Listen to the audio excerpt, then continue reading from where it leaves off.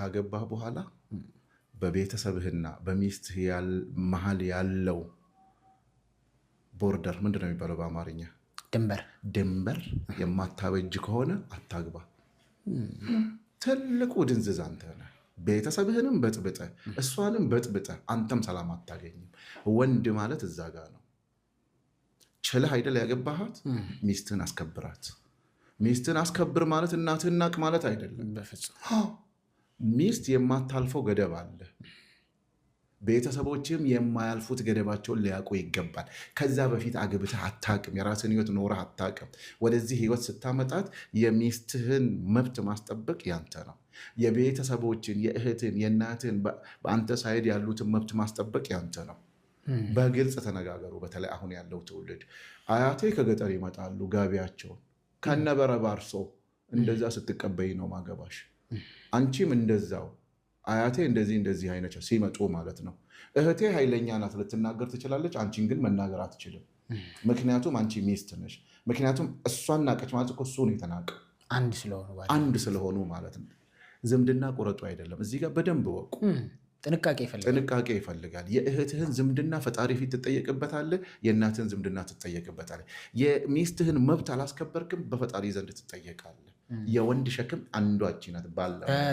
በቃ እቺን በግልጽ አስቀምጡ። እናትን ትወዳታለህ? የስ በምድር ላይ የእናትን ያህል ሊወደድ የሚገባ የለም። በእናትህ አትደራደር። እንደሱ ማለት ትዳርህን አፍርስ አይደለም። እናትህ ሚስትህን እንድትወድ ማድረግ ግን ያንተ ስራ ነው። ክፍተት ፈጥረህ የማይተዋወቁ ሰዎች አታጣላ። ካልተዋደዱ ደግሞ ድንበሩ እንዲያከብሩ አንተ ነው የወደድከው። ቤተሰብ አንተ የወደድክልህን ይወድልሃል። ቤተሰብ እንደዛ አይደለም። ስትወልድ ታውቀዋለህ። ግን አንዳንዴ እንደዚህ አይነት ነገር ይፈጠራል አይደለም? አሁን ለምሳሌ እንደሱ ምን መሰለህ፣ ለክሩቤል የሚመኘዋት ልጅ አለች። ክሩቤል ግን ያገባው ሌላ ነው። እሱን ነገር ዳኛው ዋናው ተጫዋች አንተ ነህ። ካልተዋደዱስ እንደምናስበው እናቴ በፍጹም ሚስቴን አልወደደችም አይደለም። ስለዚህ መታ መስደብ፣ በአሽሙር መናገር ይሄ ብሎ ሞያ እማዬ እዚህ ጋር ስቶፕ። ሳትበድላት ለእናትህ ተገዝተህ ማለት እናት ማለት ሁለተኛ ፈጣሪ ናት። ሰከንድ በቃ የፈጣሪ ስልጣን ያላት። ከዛ አልወደደችም አይደለም። እናትህ ሚስትን እንድትወድ ግን ማድረግ ትችላለህ። ምክንያቱም እናትህ በጣም ትወድሃለች። ሚስቴ እኮ በጣም ጥሩ ናት፣ እንደዚህ ታደርግልኛለች፣ ለማማ ይሄን ውሰድ ብላኛለች። ዋሽተህም ቢሆን እንዲዋደዱ ማድረግ ያንተ ነው። ምክንያቱም ሁለት ፓርቲ ነው ያመጣኸው። ይኸውልህ እናትህም እናት ናት፣ ወይዘሮ ናት። አንተ ካገባሃት ሴት ጋር እናትነቱን ለጊዜው እንተውና እቺም ወይዘሮ ናት፣ ማዕረግ አለ፣ ሚስት ናት። ለአባትህ ሚስት እንደሆነች ለአንተ ሚስት ናት። እዚህ ጋር ግን ሚናህ የምትጫወተው አንተ ነህ። እናትህ እኮ የእሷን ምርጫ አላሟላህላትም እንጂ የዚህች ልጅ እኮ ከዛች ከመረጠችው ልጅ በላይ መሆኗን አታውቅም፣ አታገባትም። ያገባው አንተ ነህ። እሱን ማሳየት ያንተ ነው። እናቴ ሁሌ ትጠላሻለች እያልክ እሁድ እሷ ጋር የምትወስዳት ከሆነ አለቀ፣ ደርቢ ነዋ። ማሚ እኮ ባለቤት እርግዝ ናት፣ ቆንጆ ቁርስ ላዘጋጅላችሁ ብላለች። አይተሃል? ዋሽቶ ማስታረቅ ወደዛ ያመጣል። ከዛ በኋላ ማሚ ይሄንን እኮ በዓል ነውና እናቴ ናት ኢቭን ራስ አድርገህ ሀኒ ናት የላከችልኝ። ግን ምን ይሆናል መሰለ፣ የሰው ልጅ በግምት ነው ሰው የሚጠላው፣ ሳያቅ ነው። በተለይ ጥላቻ ውስጥ ላይፍ ኮች በደንብ ልንገራቸው፣ ጥላቻ ቲያትር ነው። ደግሞ የክሩቤል የሚባል ልጅ መጣ። ስጠላው አላቅህም እኮ አብረን አልኖርንም፣ አልበላንም፣ አልጠጣንም። በቃ እንደዚሁ ከመሬት ተነስቼ አብዛኛው የችግሮች መነሻ ጭንቅላት ናቸው። ድራማ እንሰራለን። መጣች እቺ ልጅ ደግሞ እንደው ልጅ የፈርደውበት እቺ ልጅ ነው። ያንን ድራማ አንተ በዚህ በኩል ልታጸዳው ትችላለህ። ኢን ሪል እያሳየ ማለት ነው። ስለዚህ አሁን እዚህ ጋር የምትጫወት አንቺ ሚስት ሆነሽ ባልሽ ጋር እንዴት አይነት ወይኔ ለስንት ስንመኝሽ ሄደሽ እዛ ጋር አይደለም። ማየ ለእናንተ ትልቅ ክብር አለው። በጣም ይወደኛል፣ በጣም ያከብረኛል፣ ፈጣሪውን ይፈራል። አየሽ፣ ያኔ ምን ይሆናል? እነሱ ቲያትሩን ነው የሚያውቁት እንጂ እውነቱን አያውቁ። እውነቱን ግን ሁለታችሁ ናችሁ የምትኖሩት። ከዛ በኋላ ሁለታችሁ ከተስማማችሁ፣ ሁለታችሁ ክፍተቱን ካልፈጠራችሁ በምንም ተአምር ሶስተኛ ወገን የእናንተ ትዳር ውስጥ መግባት አይችልም። ሚስትህን ፕሮቴክት ማድረግ የማትችል ከሆነ አታግባ። ሚስት ደግሞ አደራ ናት። ፕሮቴክት የማድረግ ደግሞ ትልቁ ኃላፊነት የወንድ ነው።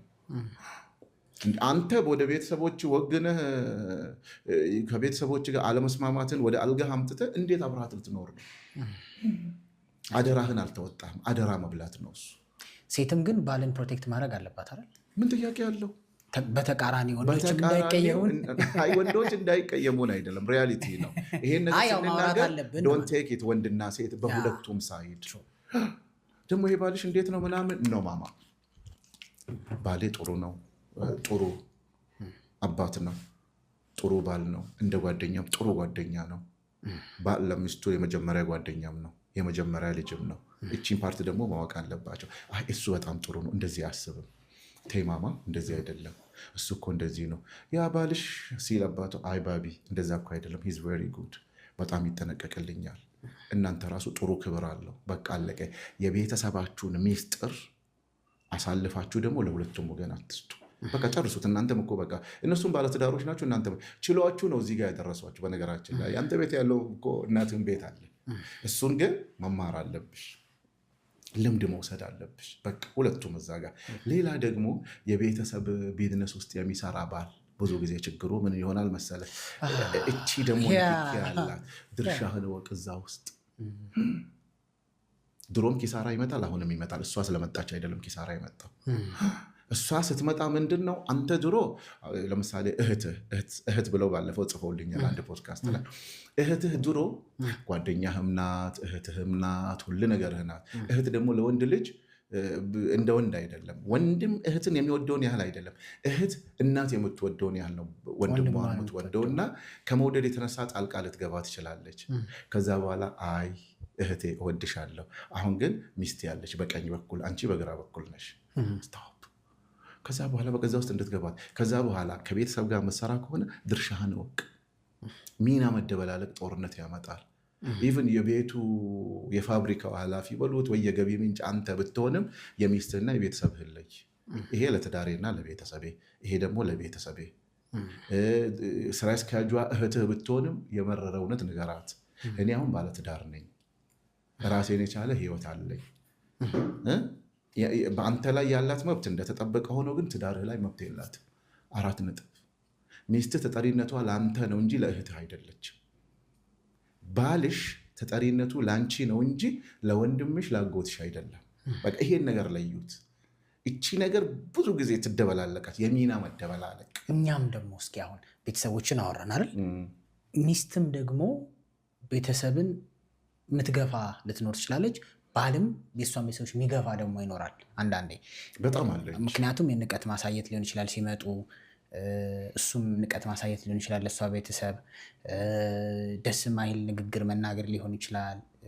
ይሄ ላይክ ፖዚቲቭ አለመሆን ደግሞ ኦፍኮርስ በነዛ ሳይድም ቅራኔ ሊፈጥር ይችላል። ስለዚህ እኔ ስለ ቤተሰቦቹ ያለኝ አመለካከት ምን መሆን ያለበት፣ እሷ ስለ እኔ ቤተሰቦች ያላት አመለካከት ምን ድረስ ነው ማክበር ያለባቸው? ባልን ወዶ የባልን ዘመድ አለመውደድ የመጀመሪያ ድንቁርና ነው ለእኔ። እሱ ከየት አመጣሽው? ከነሱ ውስጥ የወጣ እኮ ነው። የዘመዶችሽን በዚህ ጋር ድርድረሽ የእሱን ዘመድ ምታርቂ ከሆነ ትዳርሽ ደስተኛ የሚሆን ይመስልሻል? ኦኬ ፖዚሽንሽ ከፍ ብሎ አሸንፈሽው ልታደርጊው ትችያለሽ፣ ግን ደስተኛ አይደለሽም። ምክንያቱም ከሰው ነው የተፈጠረው እሱ። ዘመዶቹ በባሌም በቦሌም ይመጣሉ፣ በለቅሶ ይመጣሉ፣ በደስታ ይመጣሉ። የመጡ ቁጥር አኩርፈሻቸው አፍንጫሽን ነፍተሽ ትችዋለሽ። ነገ ልጆችሽ ሲያገቡ ዛሬ እሱ ተገዝቶልሽ ሊሆን ይችላል። የነገ ልጆችሽን ትዳር ግን ከአሁኑ ጀምረሻል። አለቅ። የነገን ትውልድ ነው እያበላሸሽ ያለሽው፣ ሴት ከሆንሽ ማለት ነው። በአደር ሳይድ ወንዱ ማለት ነው። ያንተ ወገን ብቻ መጥቶ የእሷን ወገን የምትከለክል ከሆነ በምንም ተአምር በህይወት ውስጥ ደስታ አታገኝም። ከየት ነው የመጣችሁ? ከሰው እኮ ነው የመጣችሁ።